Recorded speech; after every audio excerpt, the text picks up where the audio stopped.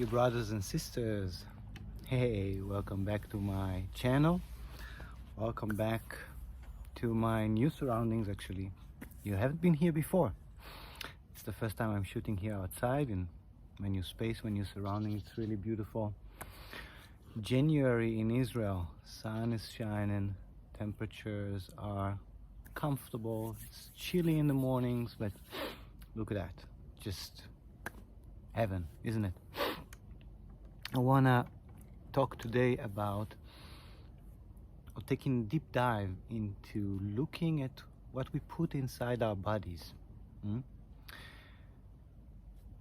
When we choose food, when we eat, that food is going to completely come apart inside our body, completely, to the very, very basic ingredients of what it's made of, and then reassemble in order to build our cells.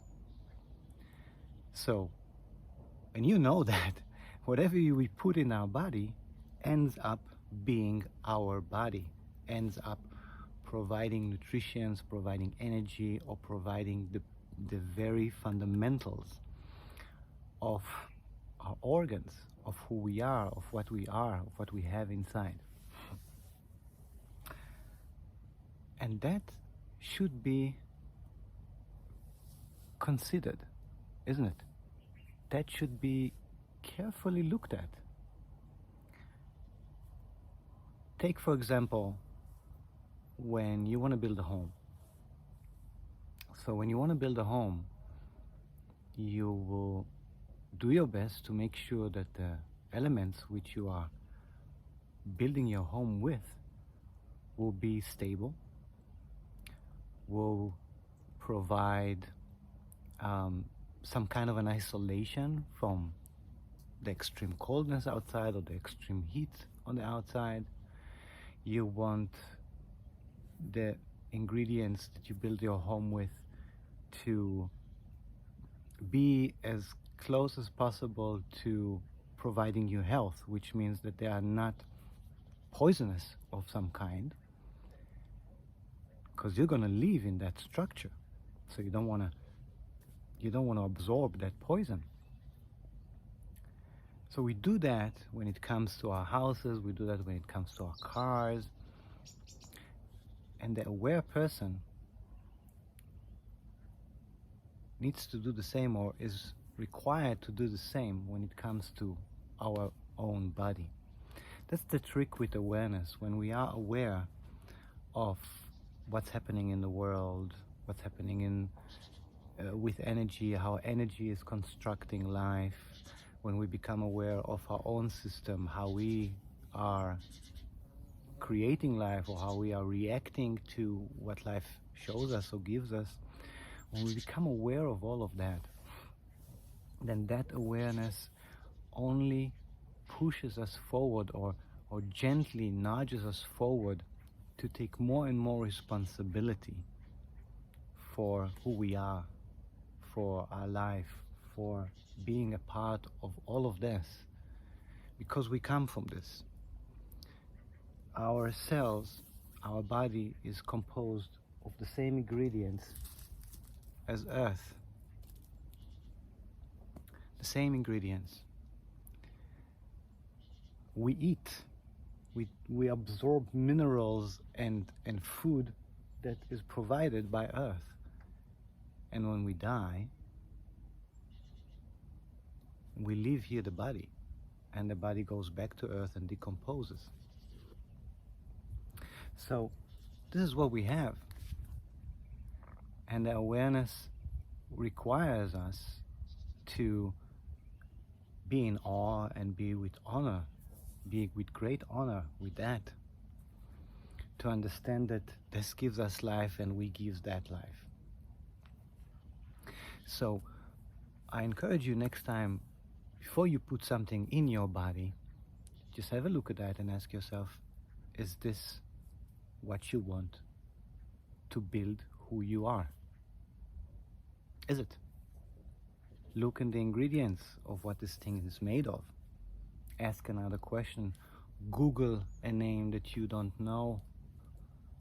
in the ingredients, when the ingredients are. Make yourself a bit more sophisticated. Get to know what is it that you are putting in your body. That's a very important thing. Another element to food, or to what our body is constructed of, is not only the physical level, it's also the emotional level. So I encourage you to look at the surroundings and the circumstances of when you put and how you put food into your body. Are you going to the refrigerator when you are emotionally unstable, or when you were emotionally triggered? Because then this is an emotional eating. Are you eating under duress, under stress? Do you look at your watch when you eat because you only have this and that amount of time on your lunch break? Or because you are in a hurry to get somewhere else and you need to shove something into your mouth to calm that down? Or because something inside of you tells you, I don't know when I will have a chance to eat, so I rather eat now because then I'm going to be busy? Because then this is what you put in your body. You're putting in your body signals that are misleading it. The body is not hungry, but you're feeding it. Or you are teaching the body that you need to eat because you don't know what's going to be afterwards. Or you're teaching your body that you need to hurry while you eat. So you also eat with that hurriness, with that pressure. And the way that you breathe is flowing in that frequency, with a haste, frequency of haste, and not frequency of calmness, of relaxation. And what are the surroundings that you put yourself at when you're eating? Is it something as calm and as beautiful and as green and close to nature as this?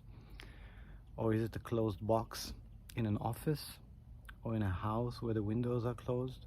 Or maybe you are eating in front of a screen, which means you are not even taking the time and the awareness, the consciousness with your food. Your consciousness is somewhere else. Your consciousness is outside. So in other words, be more conscious. I encourage you immensely to be more conscious when you're eating. This is going to change your life. Well, you're going to, first of all, have a better communication with your body.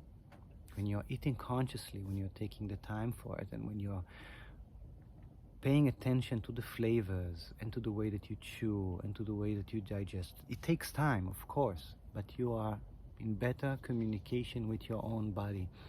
And that is going to save you a lot of time when it comes to your health.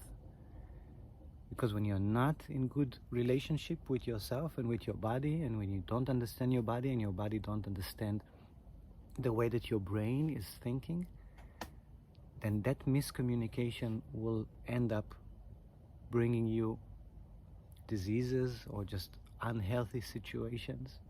And then you will need that time to recover, recuperate, go to the doctor. You will need the money to buy all sorts of supplements or... So take the time now while you're eating. It's going to serve you really, really well. And then the last thing is to remember that when we are eating, it's just transforming something into energy. That's the very basic level of it. So when we understand that what we are doing is feeding our body in order to give it energy so it can function, then it comes down to that. It comes down to energy. Which means if I have a certain amount of energy that I'm using in a day, then that's the corresponding energy that I need to put into my body. So overweight, for example, right? if I am not active during the day, if I am not moving the energy and using the energy, my storage of energy inside is quite enough, and I'm still eating, I'm still feeding myself with energy, then I'm just going to compress more and more energy into my body.